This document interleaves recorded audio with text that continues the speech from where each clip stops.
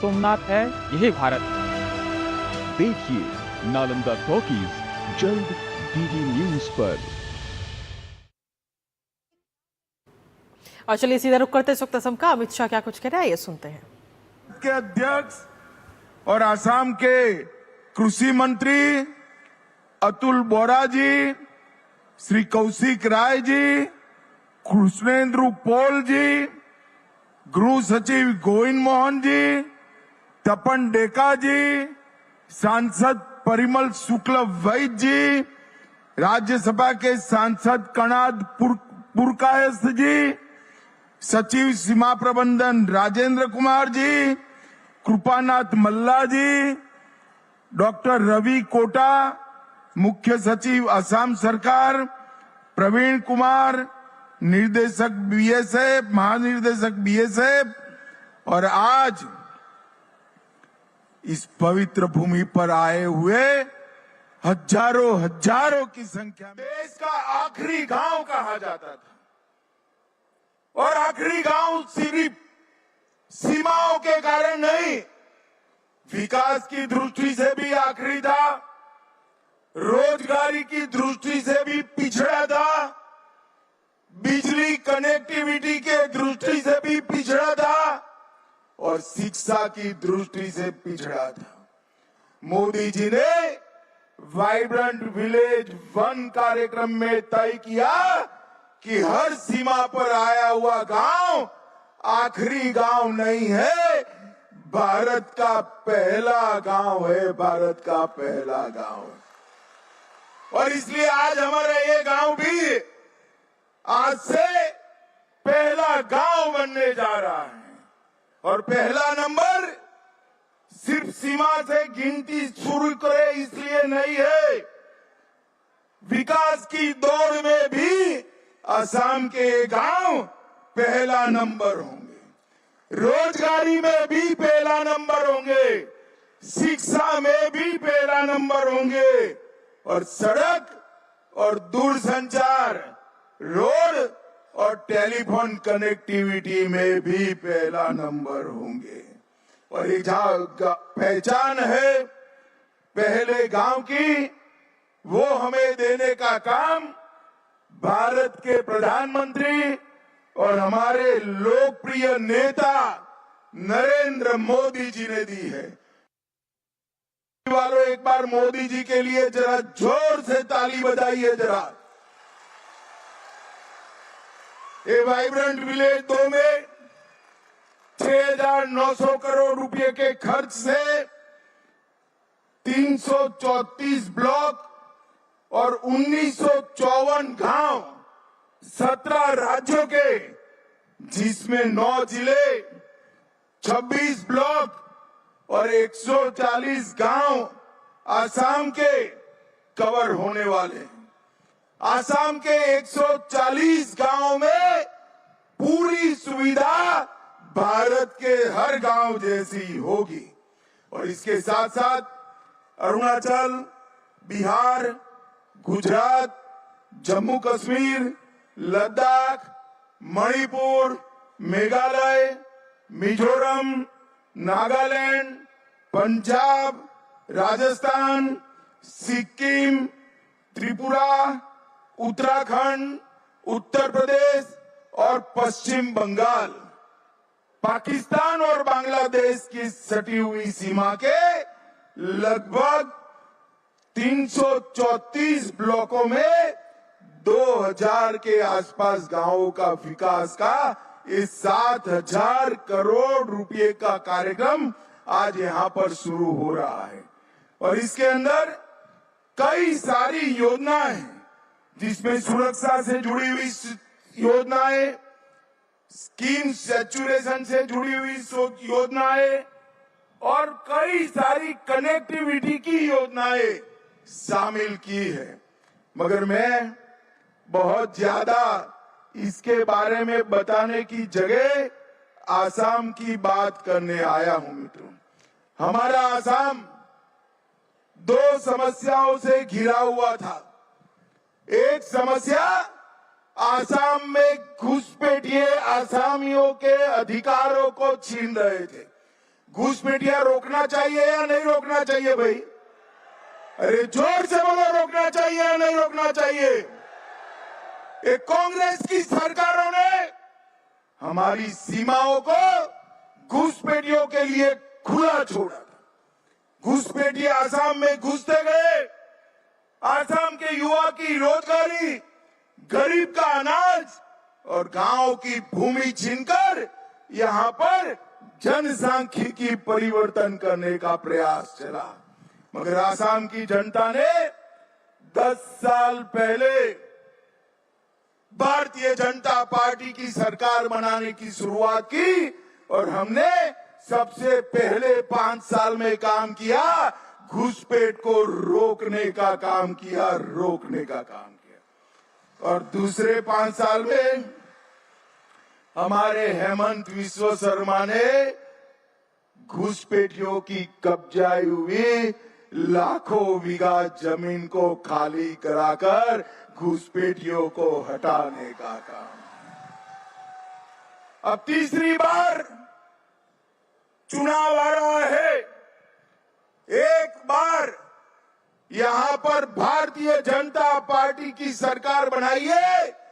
मैं आपको वादा कर जाता हूं, कांग्रेस के शासन में घुसे हुए एक घुसपैठिए को चुन चुन कर वापिस भेजने का काम हम करेंगे।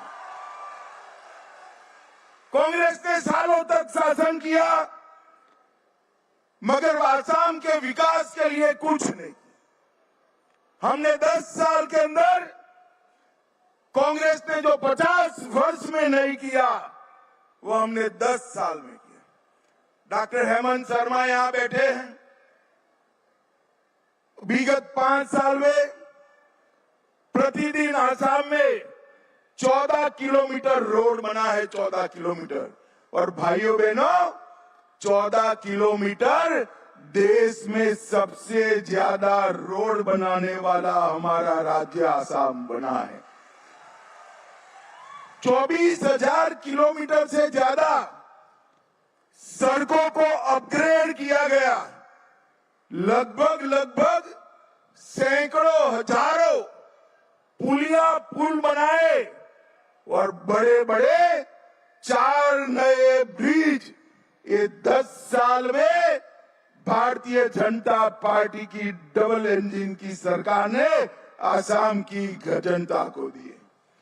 जब आपने कमल फूल की सरकार चुनी तब यहां पर मल्टी डायमेंशनल प्रॉपर्टी गरीबी यहां पर 37%, 37% थी और 2023 में 37% से घटकर 14% करने का काम हमारी आसाम की सरकार ने किया है। भाइयों बहनों, 2013-14 में आसाम की प्रति व्यक्ति आय 49,000 रुपया थी और 24-25 में 3 गुना बढ़कर 1,54,000 रुपया हो गई। अभी आने से पहले मैं लखपति दीदियों को मिलकर आया, बड़े गर्व के साथ कह रही थी कि साहब मैं लखपति दीदी हूं, मेरे साथ 25 महिलाएं काम कर रही हैं। ये आत्मविश्वास जो आसाम की जनता में आया है, इस सुशासन के कारण आया है, शांति के कारण आया है। मित्रों, आसाम की सरकार ने घुसपैठ को रोका है। यहां पर बम धमाके, बंदूक, आतंकवाद, उसको भी समाप्त करने का काम किया है। और बराक वैली वालों, हमने एक कार्यक्रम ऑलरेडी शुरू कर दिया है। अगले 5 साल में हम आसाम को बाढ़ मुक्त बनाने का काम करने वाले हैं। बाढ़ मुक्त। ब्रह्मपुत्र का पानी जो विनाश बिखेरता है, उसकी जगह ब्रह्मपुत्र का पानी हमारे किसानों के खेत में जाएगा और बड़े तालाबों में पर्यटन का काम भी बढ़ाएगा। मित्रों, ये योजना कुछ दिन पहले ही मैंने उद्घाटित की है और 5 साल में बड़ी बड़ी झीलों से हम आसाम को भर देने वाले हैं। भाइयों बहनों, कांग्रेस के शासन में ये कुछ नहीं हुआ था। आज हेमंत बिस्वा शर्मा के नेतृत्व में आसाम पूरे नॉर्थ ईस्ट का हेल्थ का हब बन चुका है। आसाम के अंदर 27,000 करोड़ का सेमीकंडक्टर का प्लांट आया है। बराक वैली वालों, सिर्फ 27,000 करोड़ का प्लांट नहीं, ढेर सारी इंडस्ट्री आज आसाम आ रही है।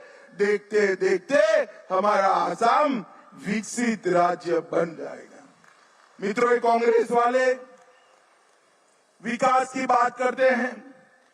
मैं आपको बताने आया हूं, 2004 से 14 में कांग्रेस ने आसाम के विकास के लिए सिर्फ 1,28,000 करोड़ रुपया दिया था। जोर से बोलो, कितना दिया था? जरा जोर से बोलो, 1,28,000 करोड़। कितना? और नरेंद्र मोदी जी ने 10 साल में 15 लाख करोड़ रुपया आसाम के विकास के लिए भेजा है। ये बोगीबील का ब्रिज और कई सारी ऐसी बड़ी बड़ी रचनाएं आसाम के अंदर हुई है। 30,000 करोड़ रुपया रेलवे के विकास के, सड़क के विकास के लिए, 95,000 करोड़ रेलवे के लिए, 10,000 करोड़ एयरपोर्ट के लिए देने का काम नरेंद्र मोदी जी ने किया है। और मित्रों, आसाम के विकास के लिए एक ल्यूक्रेटिव इंडस्ट्रियल पॉलिसी भी लेकर हम आए हैं। आने वाले दिनों में अपना आसाम विकसित राज्यों की श्रेणी में शामिल हो जाएगा और ये वाइब्रेंट विलेज 2 कार्यक्रम वो उसका महत्वपूर्ण अंग है। सीमा पर आया हुआ हर एक गांव, देश के बीचों बीच बसे गांव जितना भी विकसित हो, ये हमारा लक्ष्य है। सीमा से पलायन न हो, सीमा से घुसपैठिए न घुसे और सुरक्षित आसाम के माध्यम से सुरक्षित भारत की संकल्पना, ये भारतीय जनता पार्टी का संकल्प है। आज मुझे बड़ा हर्ष हो रहा है कि वाइब्रेंट विलेज 2 कार्यक्रम की शुरुआत बराक वैली से, इस पवित्र भूमि से हो रही है और ये 17 राज्यों के सीमांत गांवों में विकास को अंजाम देने का काम करेगा। मैं फिर से एक बार इस विशाल जनसभा के माध्यम से आप सभी को अपील करने आया हूं। हमने 10 साल में असम को सुरक्षित किया है, हमने 10 साल में असम को विकसित किया है और आने वाले 5 साल में हम असम को बाढ़ मुक्त बनाने का काम करेंगे, बाढ़ मुक्त बनाने का। भाइयों बहनों, अप्रैल में चुनाव आएगा। भाजपा फिर से एक बार सरकार बनाने जा रही है। मुझे बताओ, आप सभी लोग कमल के निशान पर बटन दबाएंगे क्या? अरे जोर से बोलो, दबाएंगे? भाजपा को वोट देंगे? हेमंत बिस्वा शर्मा और नरेंद्र मोदी के हाथ मजबूत करेंगे? भाजपा सरकार बनाएंगे? बराक घाटी को बाढ़ मुक्त बनाएंगे? बराक घाटी को घुसपैठ मुक्त बनाएंगे? तो मेरे साथ दोनों हाथ उठाइए, जरा उठाइए दोनों हाथ, सभी लोग उठाएं। भाजपा सरकार बनाने के संकल्प की मुट्ठी बींचे और प्रचंड आवाज से बोलिए, भारत माता की वंदे वंदे वंदे। आप सभी का बहुत बहुत धन्यवाद। तो सीधी तस्वीरें आपको दिखा रहे थे असम से, जहां पर असम दौरे पर है गृह मंत्री अमित शाह और इस दौरान उन्होंने अपने संबोधन में कई सारी चीज़ों का जिक्र किया। असम को लेकर उन्होंने कहा कि असम को जब सरकार बनेगी तो उसके बाद में असम में सबसे पहले घुसपैठियों को भगाने का काम किया जाएगा। इसके साथ ही बाढ़ रहित असम को